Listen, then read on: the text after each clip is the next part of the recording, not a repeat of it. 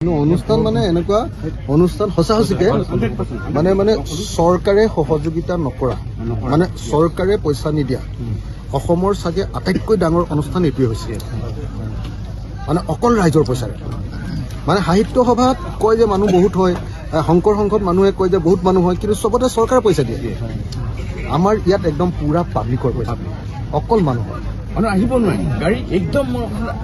এনেকুৱা অনুষ্ঠান মানে অসমতে হোৱা নাই আৰু সেইকাৰণে কান্দি থাকিবলগীয়া পৰিৱেশ নাই এতিয়া তই বেলেগ এজনী মানুহ গণশিল্পী ৰাজীৱ ভদিয়াৰ মানুহজনী তই এতিয়া কান্দি থকাটো নহয় এতিয়া তাৰ কথাখিনি কেনেকৈ প্ৰচাৰ কৰিব পাৰোঁ মই মোৰ যিটো আজি ধাৰণা হৈ আছে মই ভাবি আছোঁ যে মই তাৰ গোটেই গানখিনি এটা ডিজিটেলাইজ কৰি অসমৰ চব দোকানবিলাকত যাতে গাই থাকিব পাৰোঁ হোটেলবিলাকত গাই থাকিব পাৰে গাড়ীবিলাকত গাই থাকিব পাৰে তেনেকুৱা মই এটা হেৰি যদি পাৰোঁ মই নিজে খৰচা তৰচা কৰি ভালকৈ কৰিম বুলি ভাবি আছোঁ আৰু যাতে অসমৰ ডেকা ল'ৰাবিলাকে যাতে পিকনিক কৰিবলৈ যাওঁতেও সেইটো লৈ যায় নিজৰ সৰু গাড়ীখনতো যাতে লগাই লৈ যায় বাছতো যাতে সেইটো বজাই লৈ ফুৰে তেতিয়াহে আচল মানে জনজীৱনৰ মাজলৈ গুচি যাব পিকনিকত যিটো গান গাব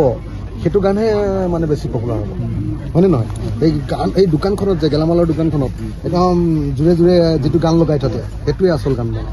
বুজিছে নাই সেই বস্তুটো আমি কৰাব লাগিব এতিয়া প্ৰথম আমি সেই ডিজিটেলাইজেশ্যনটো গুৰুত্ব দিব লাগিব